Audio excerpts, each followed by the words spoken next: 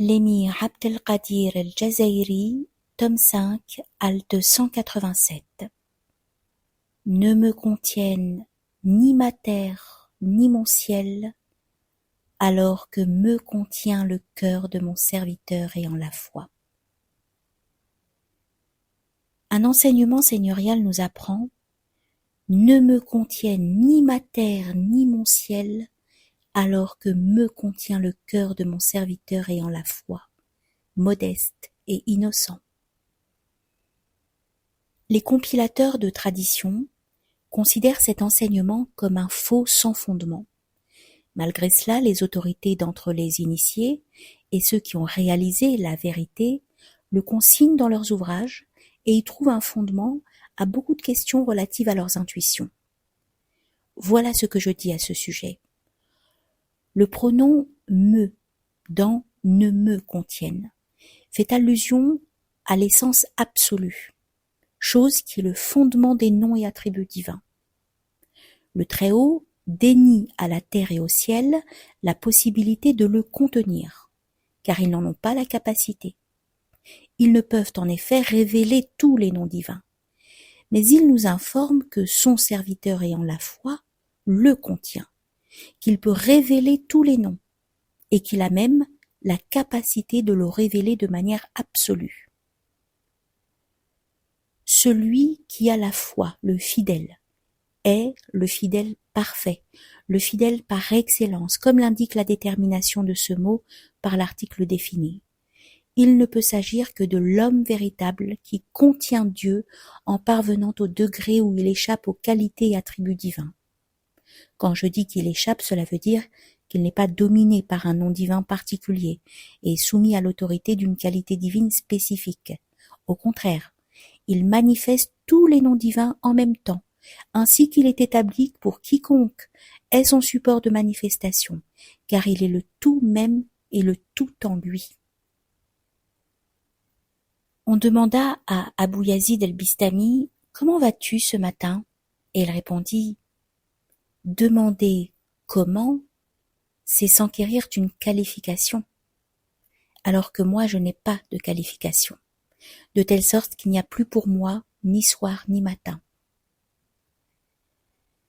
Voici ce que nous disons de cette tradition seigneuriale. Le cœur dont il est question ici est un cœur bien spécifique. Ce n'est pas le cœur du croyant au sens général. Cela nous est venu par dévoilement, résultat d'une intuition initiatique. Bien qu'à première vue cela contredit ce qu'ont pu dire les deux grands imams, les modèles des connaissants que sont Muhyiddin ibn Arabi al-Hatimi et Abdelkarim al-Jilli. Rappelons d'ailleurs ce qu'ils disent.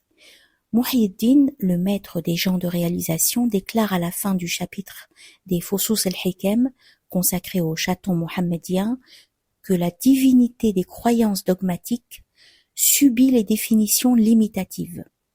C'est la divinité que le cœur de son serviteur contient, car la divinité absolue ne peut être contenue par rien, puisqu'elle est l'essence même des choses et sa propre essence, et on ne peut dire d'une chose qu'elle se contient elle-même.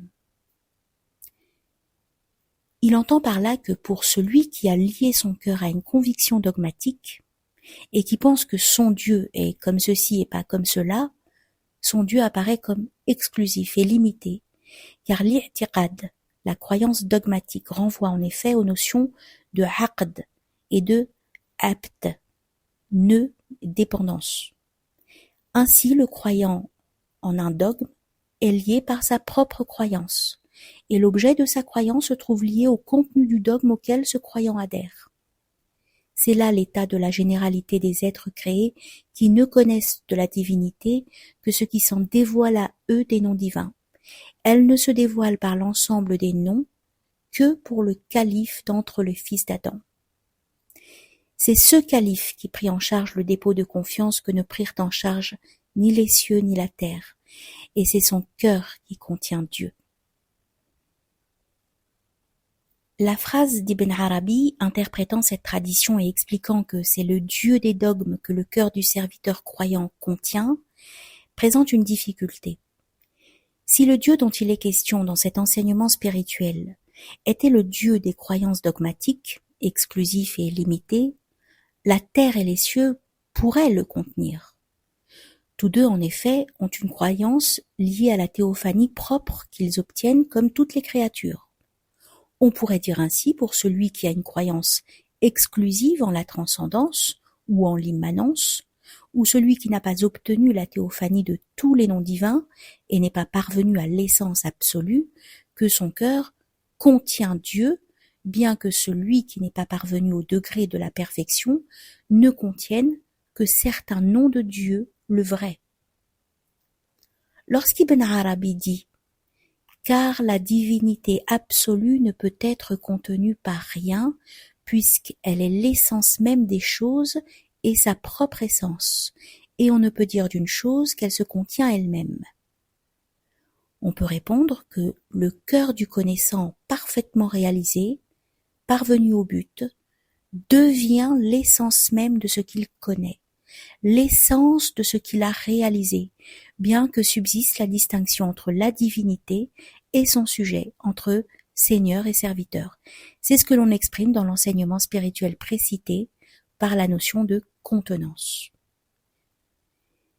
Il explique cependant qu'Allah soit satisfait de lui, au chapitre 463 de ses Futuhat al-Makkiyya, lorsqu'il parle du 7e pôle, que l'état de ce pôle est l'incommensurabilité, puisqu'il voit que le monde ne peut le contenir, car il goûte initiatiquement le fait que son cœur contient Dieu, comme dans l'enseignement spirituel rapportant que Dieu a déclaré « Ne me contient ni ma terre ni mon ciel, alors que me contient le cœur de mon serviteur ayant la foi. » Et tout cœur ne contient pas Dieu. Sa propre explication indique donc clairement que seuls certains cœurs contiennent Dieu, et ce sont les cœurs des parfaits, ceux dont le Dieu n'est conditionné par aucune croyance dogmatique, ni aucune limitation, de sorte qu'il ne lui impose aucun statut, ni ne lui le nie en aucune chose dans laquelle il s'auto-révèle. Cela s'accorde bien avec notre propre inspiration décrite plus haut. Concernant le sens de « ne me contiennent ni ma terre ni mon ciel, alors que me contient le cœur de mon serviteur ayant la foi », dans son ouvrage « Lawamil Barq al-Mawayin » les fulgurances de l'éclair au sein de la nuit, au chapitre 8 consacré au support de manifestation de la perfection absolue de la réalité de Dieu à partir du cœur, le Cheikh Abdelkarim el-Jilli dit « Les savants divergent sur cette capacité du cœur à contenir Dieu. La plupart d'entre eux affirment qu'ils le contiennent par la foi et par la science, alors que les hommes de réalisation spirituelle en viennent à dire qu'ils le contiennent réellement, sans qu'il y ait pour autant localisation ou conditionnement. Tu sais déjà qu'Allah t'aide par la compréhension, que le serviteur ayant foi en Allah sait que son Dieu a nécessairement une réalité en soi ne dépendant de rien d'autre que lui. Il sait aussi qu'il possède à la perfection tout ce qu'impliquent les qualités divines, comme l'a fait savoir lui-même, et l'a fait savoir à son propos le véridique confirmé, et comme l'implique la preuve intellectuelle démontrant la nécessité de l'essence. Il n'y a aucun doute que cette science se trouve pour toi dans ton cœur, car il n'y a pas de divergence sur le fait que l'objet de cette science s'intègre à ta science sous forme de conception. Ensuite, Dieu n'étant pas duel, il est impossible que la conception que tu te fais de lui dans ta science soit radicalement différente de sa réalité nécessaire. Il apparaît ainsi clairement que ce qui se trouve dans ta science est essentiellement identique à la réalité nécessaire, en soi, selon ses noms et ses qualités. Il en est de même pour la science d'autrui, cela n'affectant d'ailleurs en rien son unité absolue.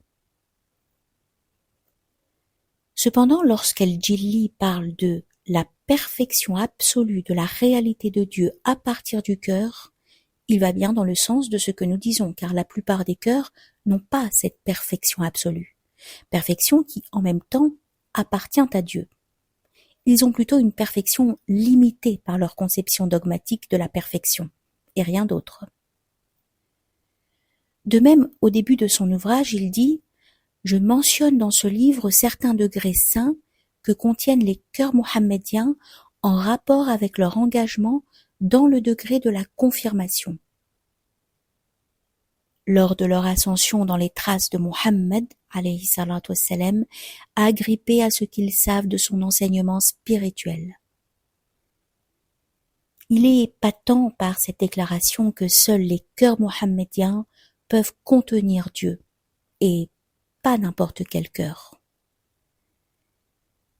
C'est en écrivant cette halte que m'est venue l'inspiration par information divine directe, m'éclairant sur ce que voulaient dire ces deux imams lorsqu'ils affirment que tous les cœurs des croyants contiennent Dieu.